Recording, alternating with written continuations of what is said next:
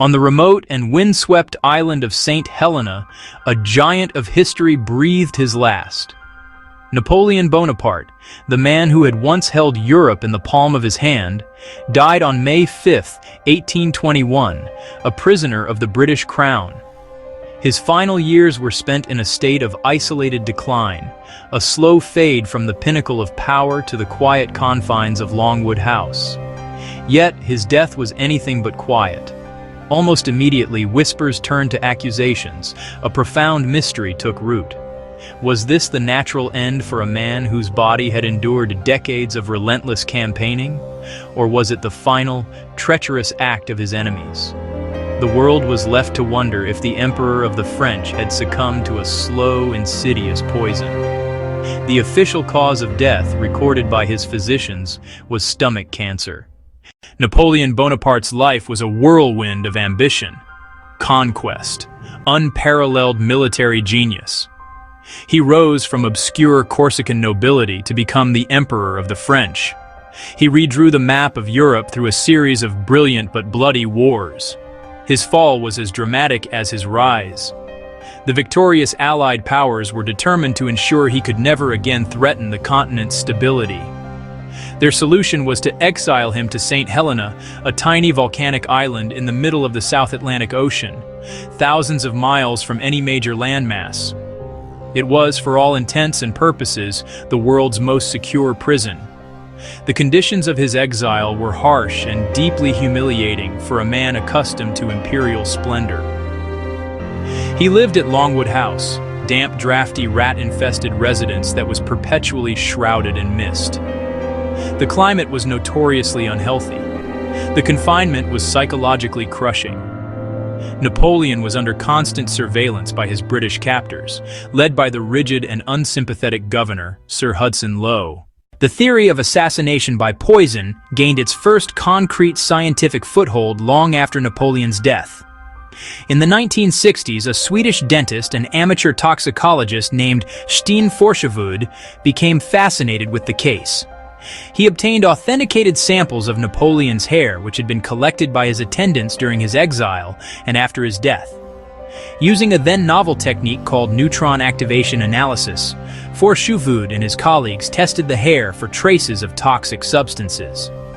The results were shocking. The hair contained levels of arsenic many times higher than the normal amount found in a healthy person. This discovery transformed the poisoning theory from mere speculation into a scientifically supported hypothesis. Arsenic is a well-known poison whose symptoms can mimic natural diseases. Chronic, low-dose arsenic would produce a slow and agonizing decline, consistent with his final years. Segment-by-segment hair analysis appeared to show intermittent ingestion, suggesting deliberate administration over time. Suspicion fell upon the British, particularly Sir Hudson Lowe.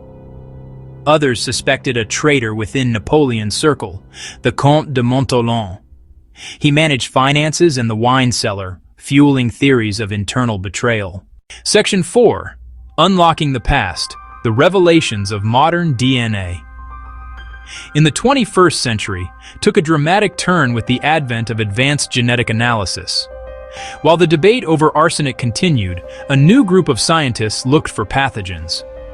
Using sophisticated techniques, researchers searched for microbial DNA preserved in artifacts. This approach, known as paleomicrobiology, allows scientists to identify bacteria, viruses, and other microorganisms. Instead of searching for a poisoner, they hunted for ghostly genetic fingerprints of ancient diseases.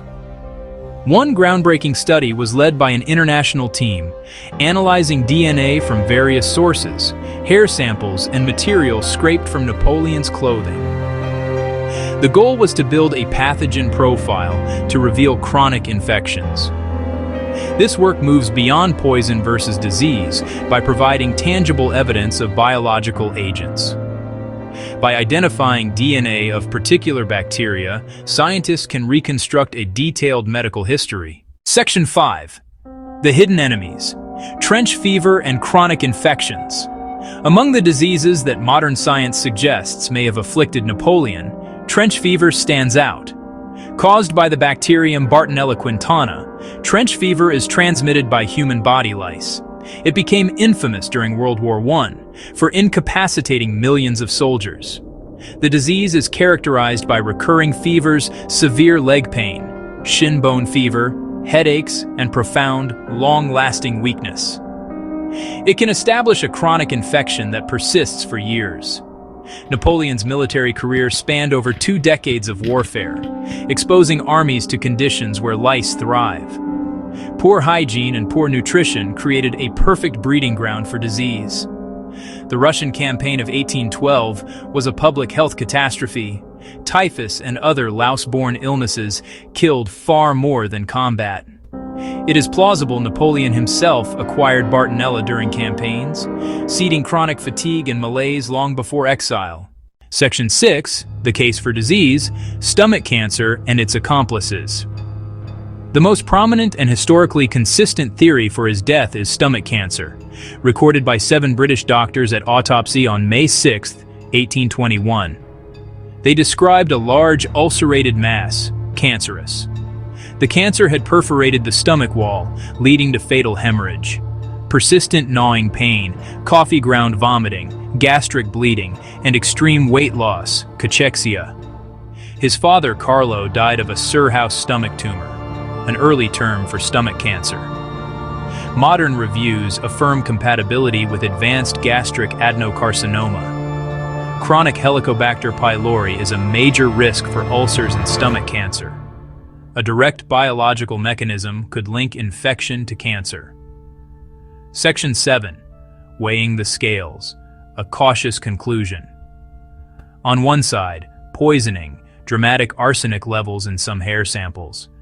Tantalizing but inconsistent across samples and sources. Arsenic could stem from environment, medical treatments, or grooming products, not necessarily murder. Proof of murder requires intent. Arsenic alone cannot provide it. On the other side, disease, stomach cancer, likely exacerbated by chronic infections.